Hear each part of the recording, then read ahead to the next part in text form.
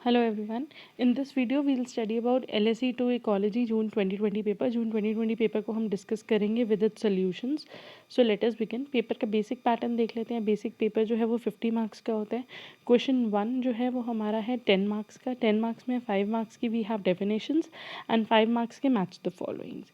Then question number 2 जो है वो हमारा है 20 मार्क्स का. 20 मार्क्स में we have to do 4 short notes. 5 marks के हमें शॉर्ट नोट्स मिलते हैं जो हमें 4 करने होते हैं. So there is an internal choice क्योंकि हमें 5 ऑप्शंस दिए हुए हैं और उसमें से हमें कोई 4 करनी है. The next one is again question number 3 is of 20 marks. 10 marks के हमें 3 क्वेश्चंस प्रोवाइडेड है एंड इनमें से we have to do any 2. So let us begin with the paper. Define the following term. Synecology. Synecology और इससे एक related term है autecology. ये दोनों टर्म इंपॉर्टेंट है एग्जामिनेशन पॉइंट ऑफ व्यू से because in every paper in one form और the other you will see a question regarding this. Synecology is the study of community of living organisms as a unit. जब हम एक living organisms की community को पढ़ते हैं पूरा whole as a unit, उसमें जितने भी स्पीशीज़ हो जितने भी ऑर्गेनिज्म हम सबको स्टडी कर रहे हैं, that is synecology. Synecology study can be of 2 types. Community ecology which is concern with the study of living community comprising of interdependent plants and animals in a particular area, whereas the other is ecosystem ecology. Ecosystem ecology deals with the community of living organism and their environment as an integrated unit of nature. तो basically community ecology में हम सिर्फ और सिर्फ community के बारे में पढ़ रहे हैं, वहाँ के प्लांट्स एनिमल्स और जितनी भी डिफरेंट स्पीशीज़ हैं सिर्फ उनके बारे में, सिर्फ लिविंग कॉम्पोनेंट के बारे में. और जब हम बात कर रहे हैं इकोसिस्टम इकोलॉजी की, तो इकोसिस्टम इकोलॉजी में हम लिविंग ऑर्गेनिज्म के साथ साथ उसके आसपास का नेचर मतलब कि नॉन लिविंग एनवायरनमेंट को भी, उसके आसपास के इकोसिस्टम को भी पढ़ रहे हैं. The second definition population. Population is a very simple term. It is a group of individuals living together. लेकिन जब हम बोलते हैं group of individual living together, तो वो जो ग्रुप है वो सेम स्पीशीज़ का होना चाहिए और वो जो ग्रुप है वो सेक्शुअली और पोटेंशियली इंटरब्रीडिंग ऑर्गेनिजम्स का होना चाहिए. तो हम वैसे भी सेम स्पीशीज़ उन्हीं को बोलते हैं the organism which are capable of interbreeding with each other. So such a group of organism which are having the same species which can interbreed with one another is known as population. जब हम population को पढ़ते हैं तो population को पढ़ने के हमारे 2 बेसिस होते हैं, या तो हम उसके न्यूमेरिकल एट्रीब्यूट्स पढ़ते हैं या हम उसके स्ट्रक्चरल एट्रीब्यूट्स पढ़ते हैं. न्यूमेरिकल एट्रीब्यूट्स में आ जाते हैं उसकी density, birth rate, death rate, migration and all that. और स्ट्रक्चरल एट्रीब्यूट्स में आ जाते हैं age distribution, dispersion and population growth etcetera. The next term is biomass. Weight of living material. जितना भी लिविंग मटीरियल का वेट है that is known as biomass. In ecological terms biomass is defined as the total mass of all the living biological organism living present in a given ecosystem at a given time. एक time पे एक ecosystem में जितना भी biotic मास है, जितना भी living matter का मास है, that is the biomass. Next term is food web. The complex interlocking pattern of food chains in biotic community. तो बेसिकली फूड चेन हमें पता है. फूड चेन में क्या होता है, सपोज प्लांट है, प्लांट को खाया डियर ने, डियर को खाया टाइगर ने, this is a simple food chain.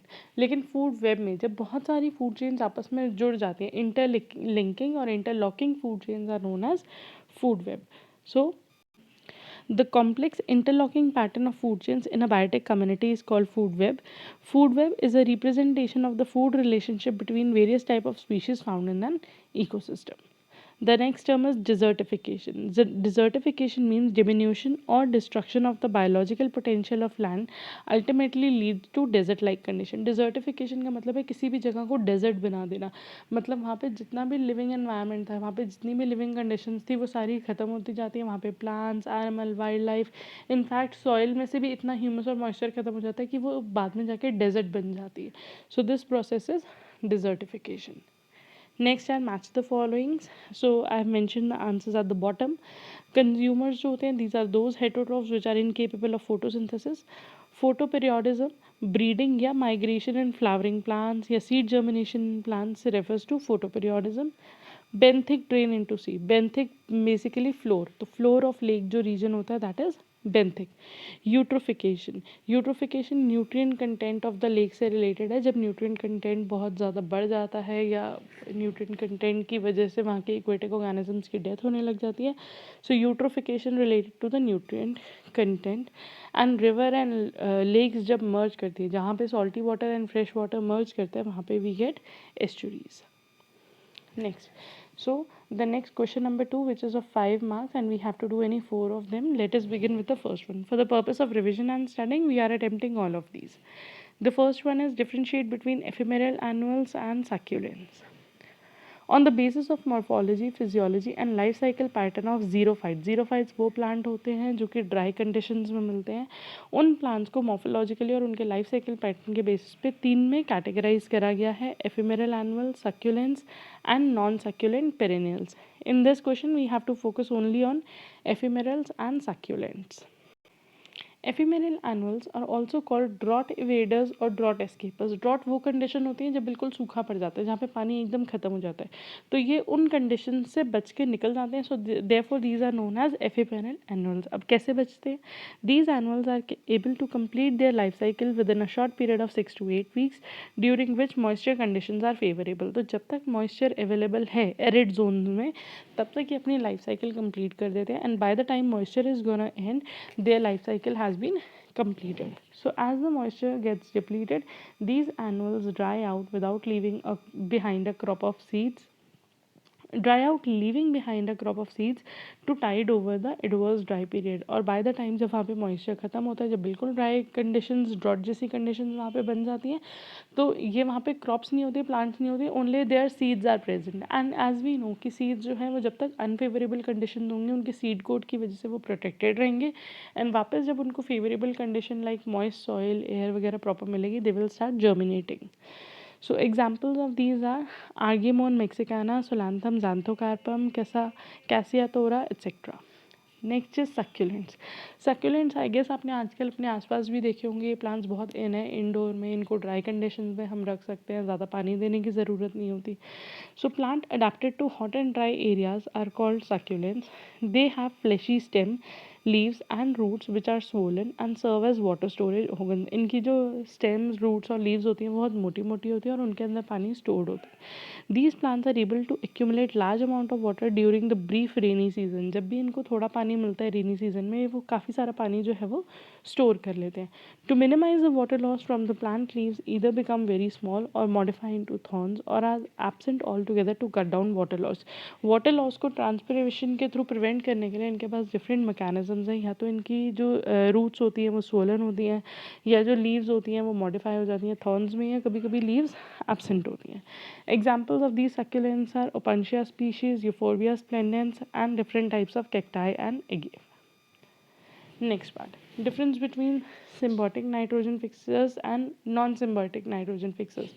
तो नाइट्रोजन फिक्सर्स आई गेस आपको पता होगा कि जो प्लांट है वो एटमॉस्फेरिक नाइट्रोजन मतलब N2 की फॉर्म में जो नाइट्रोजन होती है उसको कंज्यूम नहीं कर पाता.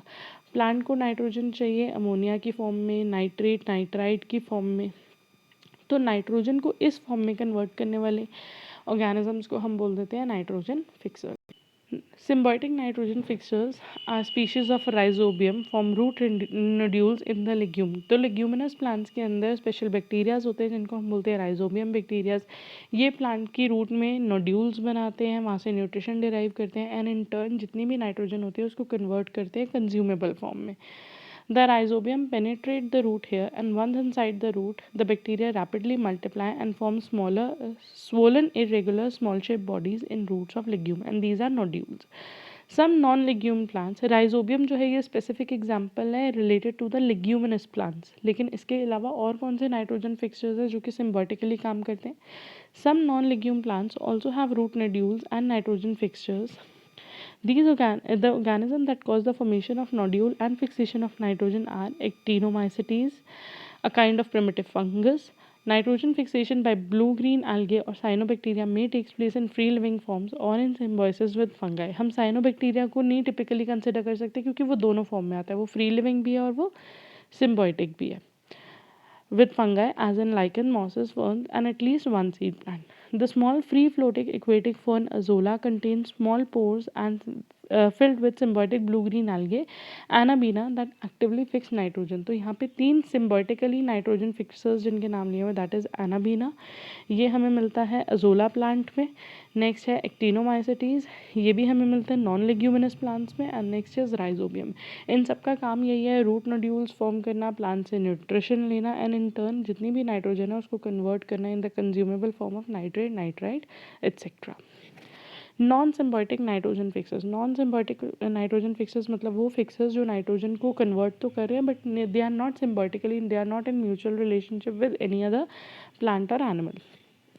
सो these are the group of free living bacterias. ये फ्री लिविंग है, ये किसी के साथ म्यूचुअली कंबाइन होकर नहीं रहते। both aerobic and anaerobic and blue-green algae that fix nitrogen. Aerobic nitrogen fixtures such as Azotobacter and anaerobic form like Clostridium are widely distributed in soil as well as in freshwater and marine water. तो ये examples important हैं याद रखने। Non symbiotic nitrogen fixes के example जो aerobically nitrogen को fix करते हैं मतलब ऑक्सीजन को यूज़ करके, दैट इज अजोटोबैक्टर। जो नॉन एरोबिकली मतलब एनेरोबिकली कन्वर्ट करता है, that is Clostridium. They are widely distributed in soil as well as in freshwater and marine water.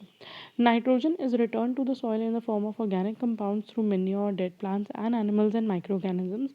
But most of this nitrogen is insoluble and not immediately available for plant use. The organic nitrogenous compounds have to be changed to inorganic compounds to be used by plants. Organic nitrogen compounds का मतलब है जैसे कि urea वगैरह, ये सारी जो चीज़ें होती है ये ऑर्गेनिक कंपाउंड्स हैं। प्लांट इनको भी इजीली कंज्यूम नहीं कर सकता, उसको इनऑर्गेनिक कंपाउंड चाहिए which are nitrate and nitrite. This is done by two processes, that is ammonification and nitrification.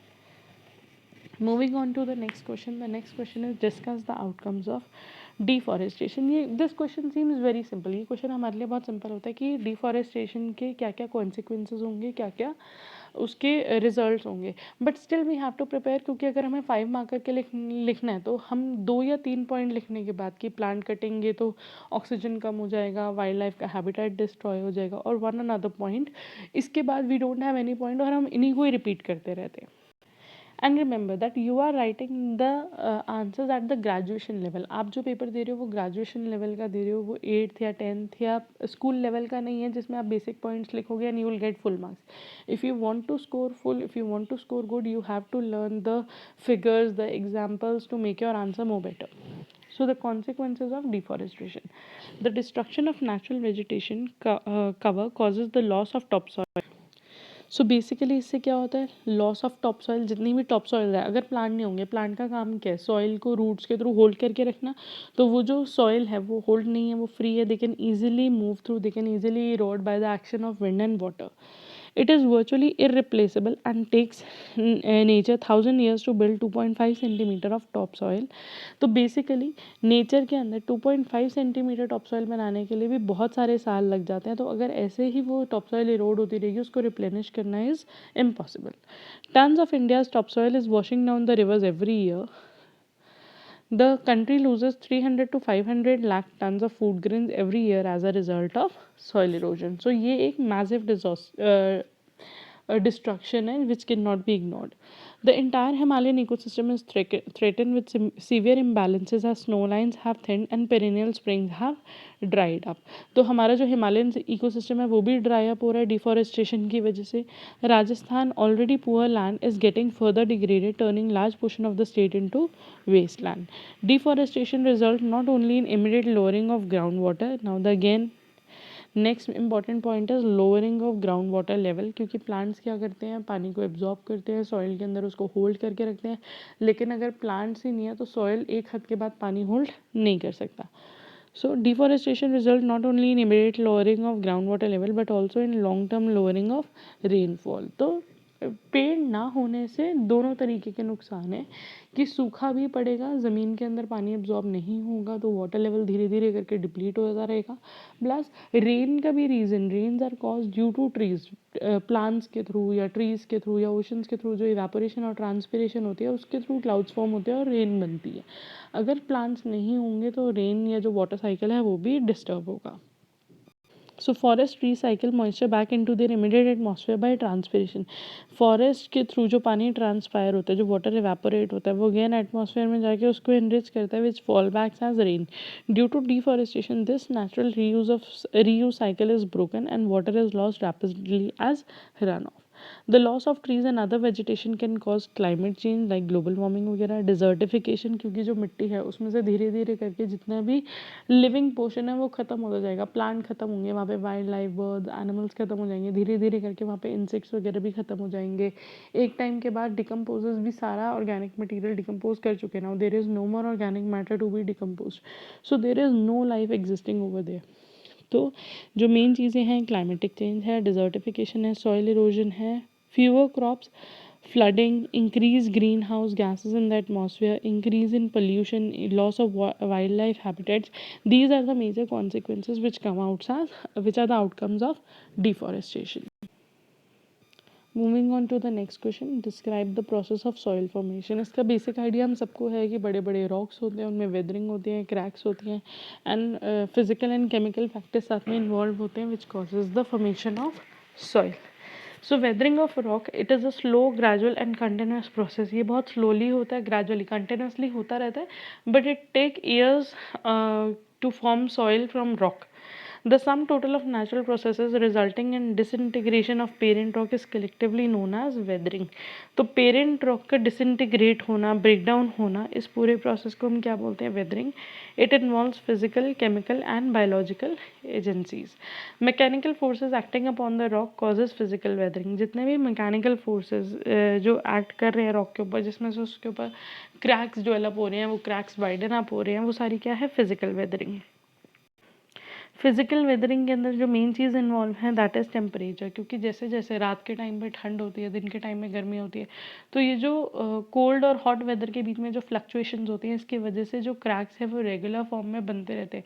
क्योंकि हमें पता है कि जैसे ही टेम्परेचर बढ़ता है तो थिंग्स एक्सपैंड, जब ठंड होता है तो थिंग्स कॉन्ट्रैक्ट, तो वो रेगुलर एक्सपेंशन और कॉन्ट्रैक्शन हो रही है, जिसकी वजह से क्रैक्स जो हैं वो ग्रेजुअली बनते जा रहे हैं।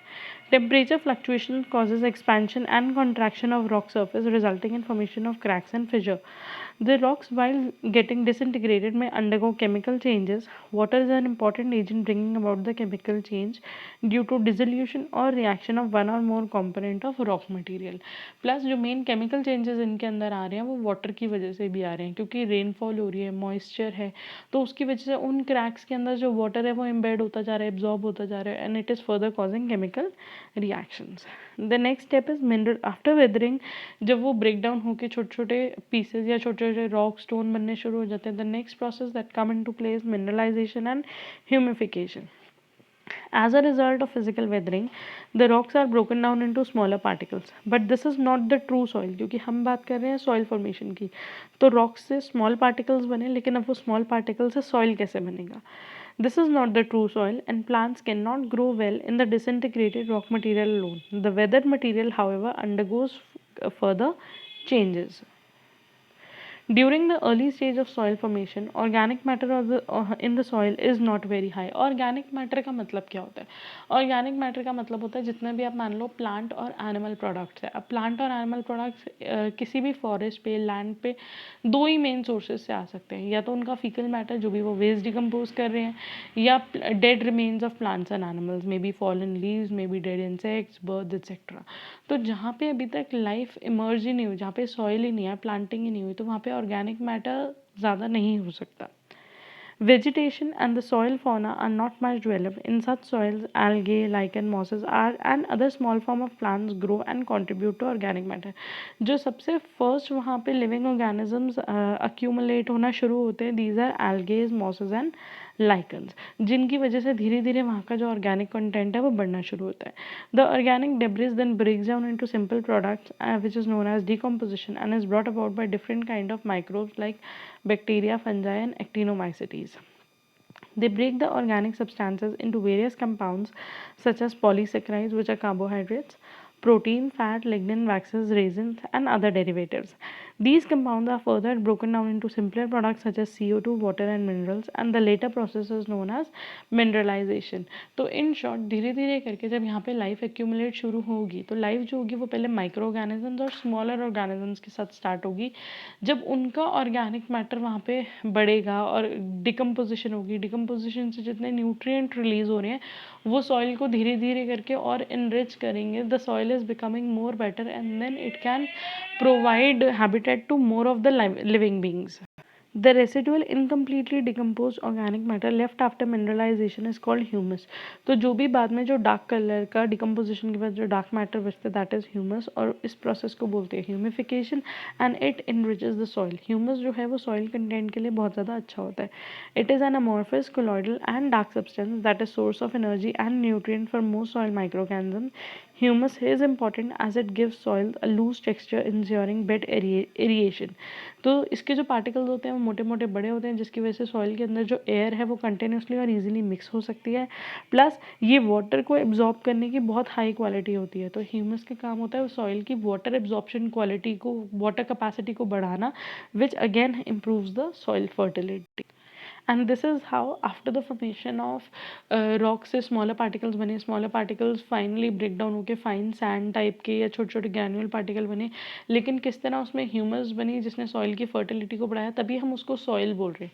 अगर यहाँ पे ह्यूमस या ऑर्गेनिक कंटेंट नहीं होता तो हम उसको डेजर्ट का नाम दे सकते थे. तो सॉइल का मतलब ये है वो ऐसी सॉइल जहाँ पे प्लांट्स और एनिमल्स फर्दर ग्रो कर सके, जिसका ऑर्गेनिक मैटर जो है जिसमें मिनरल्स ह्यूमस वगैरह रिच हो. Moving on to the next question. Explain hydrological cycle and its important. Hydrological cycle simply means water cycle. तो basically हमें water cycle को describe करना है. Although I know कि water cycle के बारे में everyone will be aware, but yes we have to use the we need not to use the layman language जो हम school level पे पढ़ते हैं. हमने अपनी language को और points को थोड़ा सा enrich करना है as per the graduation level. So water continuously circulates between atmosphere and earth's surface, and the circulation of water is known as water cycle.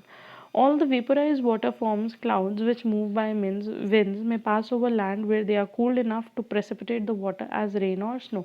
तो basically जितना भी पानी वेपोराइज हो रहा है वो क्लाउड्स बना रहे हैं. क्लाउड विंड के थ्रू एक जगह से दूसरी जगह में मूव कर रहे हैं, बाद में वो कूल डाउन हो रहे हैं और कूल डाउन होकर वो प्रेसिपिटेट कर रहे हैं, मतलब they are falling back in the form of either rain और snow. So the basic processes which are involved in water cycle as evaporation, condensation, precipitation, sublimation, deposition, etc. Water evaporates from all the aquatic bodies like river, lake, oceans वगैरह हर जगह से, as well as from wet surfaces. Evaporation from the ocean surface is by far the largest source of atmospheric water vapor. Water loss from a vegetation may takes place both by evaporation and transpiration. तो जो land होता है वहाँ से evaporation भी होती है और transpiration. Transpiration means loss of water through the leaves through the plants. So जो इवेपोरेशन और ट्रांसपिरेशन दोनों की वजह से हो रही है that is evapotranspiration. In the atmosphere, tiny drops of water and ice crystals produces through condensation and deposition from clouds. Atmosphere के अंदर वाटर ड्रॉपलेट्स मतलब मॉइस्चर और आइस क्रिस्टल्स बनने शुरू हो जाते हैं. जब ये पानी जो इवेपोरेट हो रहा है वो धीरे धीरे करके ठंडा होने लगता है तो वो क्लाउड फॉर्मेशन कर देता है. जब क्लाउड्स फॉर्म हो जाते हैं एज उनके अंदर वाटर वेपर एक्यूमुलेट होता जा रहा है and there is a point when they will become heavy bulky and they will start cooling down and which may leads to precipitation. Then the cloud will fall in the form of rain and snow.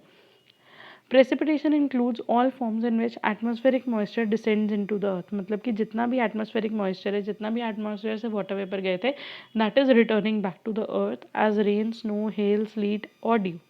The moisture that enters the atmosphere by vaporization of water condenses either to liquid or solid before it can fall. Water returns to the land and sea from atmosphere by means of condensation, deposition and precipitation. जो waterfall होते हैं many major portion of that water may go as run off. Surface run off हो जाता है क्योंकि surface run of का मतलब है देखो कई जगह पे जहाँ पे फॉरेस्ट है, प्लांटेशन है, वहाँ पे जो पानी गिरेगा, बारिश होगी, वो पानी उस सॉइल के अंदर, लैंड के अंदर एब्जॉर्ब हो जाएगा. लेकिन जहाँ पे हाईवेज हैं, कंक्रीट रोड्स हैं, सीमेंटेड रोड्स हैं, वहाँ पे द वाटर विल नॉट री एब्जॉर्ब. तो वाटर क्या करेगा, बह के ड्रेन्स में जाना शुरू हो जाएगा. That is run of. So some of the rainfall is soaked into the soil and excess water flows over the land surface along the natural slope of the area. Runoff is the main source of water for lakes and rivers which ultimately drains into the sea. और ये जो पानी है वो बह बह के lakes में, rivers में जा रहा है और finally it is again entering back into the sea. So this was about the basic idea about the water cycle, and also you have to draw the diagram whether it is being asked or not. The importance of water cycle की importance क्या है? The groundwater is returned to the surface by springs, by pumps and by transpiration. The movement of water in plants from leaves or roots, water again come back to sea. The entire cycle of water flow from land to atmosphere is driven by solar energy. तो इसमें क्या हो रहा है, जितना भी हमारा पानी है वो धीरे धीरे करके वाटर साइकिल के थ्रू जब वापस आ रहा है तो वो काफ़ी हद तक स्प्रिंग्स को, वाटर बॉडीज़ को और सॉइल को एनरिच कर रहा है. Next question. Briefly describe the processes involved in succession of terrestrial and or aquatic ecosystem. This is an important question. Succession के भी questions आपको nearly हर पेपर में देखने के लिए मिलेंगे. तो succession कोई भी हो, primary हो या secondary हो, terrestrial हो या aquatic हो, तो basic processes जो एक succession में involved होते हैं, these are nudation, invasion, accesses, aggregation, competition, reaction and stabilization. So these are the basic processes. काफ़ी सारे पेपर्स में इनसे रिलेटेड फिलअप्स आ जाते हैं. अगर और कुछ नहीं पूछते तो वो इनके नाम ज़रूर पूछ लेते हैं. ये name the various processes which are involved in succession. Nudation is the first step और requirement and which is availability of the right kind of habitat. Primary succession का मतलब क्या होता है, सक्सेशन में है क्या. I hope you are having a basic idea about succession. हमने +1 या +2 लेवल पे भी इकोलॉजी में पढ़ा होगा कि सक्सेशन क्या होता है. एक बेयर लैंड जो बिल्कुल बंजर ज़मीन है, जहाँ बिल्कुल मान लो रॉक्स थे, अभी सिर्फ सॉइल बनी है, और धीरे धीरे करके कैसे वहाँ पे vegetation, wild life, plants and animals धीरे धीरे करके कहाँ कैसे वहाँ पे पॉपुलेशन जो है वो एक प्रॉपर इकोसिस्टम कैसे डेवलप होता है. तो सबसे फर्स्ट स्टेप है न्यूडेशन. मतलब कि the first step is the requirement of availability of the right kind of habitat. एक ऐसी जगह, एक ऐसी कंडीशन, एक ऐसा सॉइल जहाँ पे मॉइस्चर, एयर, ऐसी फेवरेबल कंडीशंस हो जिसकी वजह से वहाँ पे लाइफ एग्जिस्ट कर सके. So primary succession takes place in a bare area that is without any life form, and secondary succession occurs in an area where soil is already form but the vegetation is destroyed. Succession कोई भी हो सकती है, primary या secondary. Primary succession का मतलब है कि वहाँ पे फर्स्ट टाइम सक्सेशन हो रही है, वो एक बेयर एरिया था, बंजर भूमि थी. सेकेंडरी सक्सेशन हम मान सकते हैं, मान लो कहीं पे कोई फॉरेस्ट था जहाँ पे वेजिटेशन थी, but due to forest fire और due to any other factor वो सारी डिस्ट्रक्ट हो गई, वो सब खराब हो गया, और जब वहाँ पे दोबारा से कंडीशन ऐसी डेवलप होंगी कि लाइफ एग्जिस्ट कर सके, दैट इज सेकेंडरी सक्सेशन. तो न्यूडेशन जो होता है कि एक राइट काइंड ऑफ हैबिटेट हो जिसके ऊपर लिविंग ऑर्गेनिज्म सर्वाइव कर सके, that is the first step. Next step is invasion or migration. When a habitat is changed, it can be a potential site for the establishment of many organisms. जब किसी एक जगह का habitat change होता है या हम कहें habitat favorable हो रहा है living conditions के लिए, तो बहुत सारे organisms जो हैं वो वहाँ पे हमें पाए जा सकते हैं, वहाँ पे आना शुरू हो जाते हैं. Many species actually invade or reach this new site from any other area. The seeds, the spore, propagules of many plant species reach this area.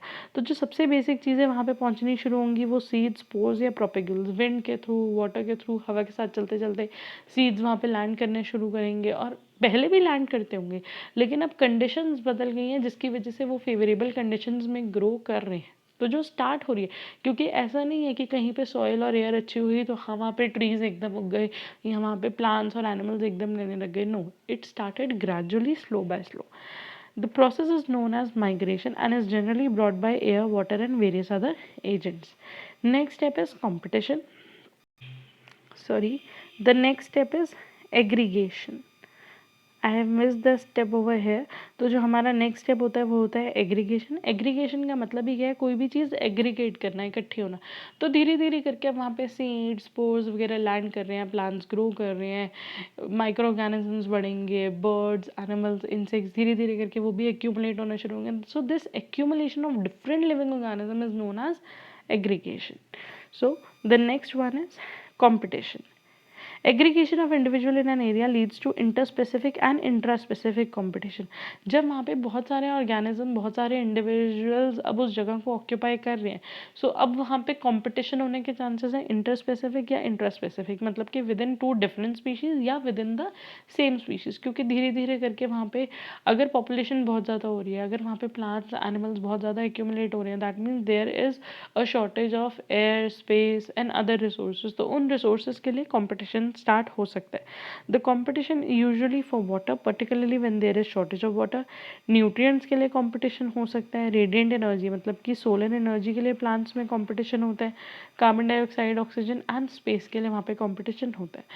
Next is reaction. This is the most important stage in succession. The mechanism modification of environment through the influence of living organism is known as reaction. अब वो living organism के रहने की वजह से, उनके competition, उनकी living habits, उनके बाकी सारे जो interactions थे, उन सब की वजह से वहाँ का environment, वहाँ की जगह कैसे कैसे modify हो रही है, change हो रही है, this is reaction.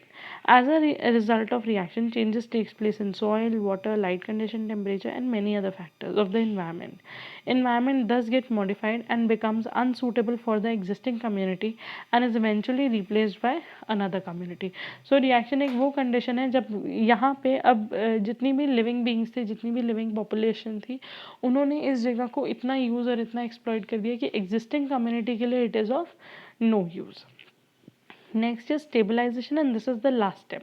The whole process of succession results in stabilizing of the vegetation, which is now in complete harmony with the environmental complex of that place. तो धीरे धीरे करके ये रिएक्शन तब तक चलता रहेगा। मान लो अगर कोई एक कम्युनिटी थी जो अब वहाँ पे फर्दर ऑन नहीं रह सकती, वो एनवायरनमेंट उसके लिए सूटेबल है, तो क्या अनसूटेबल है, तो क्या होगा, या तो वो जो पॉपुलेशन है या तो वो स्पीशीज़ है वो वहाँ पे ख़त्म हो जाएंगे, वो वहाँ पे सर्वाइव नहीं कर पाएंगे, ईदर दे विल माइग्रेट या वो माइग्रेट कर जाएंगे। तो ऐसे करके जब तक एक जगह पे, जब तक एक लैंड पे एक ऐसी पॉपुलेशन सेटअप ना हो जाए that which is now surviving normally, तो रिएक्शन जब होंगे तो पॉपुलेशन चेंजेस होने के टाइम आएंगे। वो कंपटीशन की वजह से हो सकते हैं, वो शॉर्ट ऑफ रिसोर्सेज की वजह से हो सकते हैं, वो एक्सप्लॉयटेशन की वजह से हो सकते हैं। तो वहाँ पे धीरे धीरे करके हमें स्पीशीज़ में चेंज देखने को मिलेंगे। But there will come a point after years जब हम देखेंगे कि हाँ अब this type of species are found here and इनकी पॉपुलेशन ज़्यादा होती है, इनकी कम होती है। सो दैट स्टेज जहाँ पे अब हमें एक स्टेबल पॉपुलेशन देखने को मिल रही है, that is stabilization or the climax community. The whole process of succession results in stabilization of the vegetation which is now in complete harmony with the environmental complex. वो उस environment के साथ, उस existing conditions के साथ बहुत अच्छे से और आराम से रह पा रही है, and it is likely to persist as long as climatic and physiographic conditions remain unchanged. और वो वहाँ पे तब तक आराम से रह सकती है जब तक वहाँ पे कोई मेजर climatic changes या कोई calamity जैसी situation नहीं आ सकती। अगर कोई ऐसी undesirable condition वहाँ पे नहीं develop हो रही, then they can peacefully live there. The soil is fully occupied by plants and community is closed. This final community is not replaced and is known as the climax community, and this stage is known as the stabilization stage or the climax stage. So this was about the succession. Next question है 10 marks के question है, हमें 3 question दिए हुए हैं। Describe the relationship of plants and herbivores by giving examples of plant defence mechanism. Next है main causes and consequences of ecosystem degradation and causes and effects of air pollution. I have mention the chapter numbers so that you can read through them, you can go through them because these are very simple.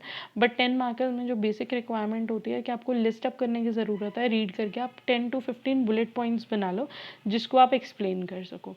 so if you need the answers from my side, you want me to explain, please you can mention it in the comment, then I will put the video and mention the link in the description, and I hope you find it useful.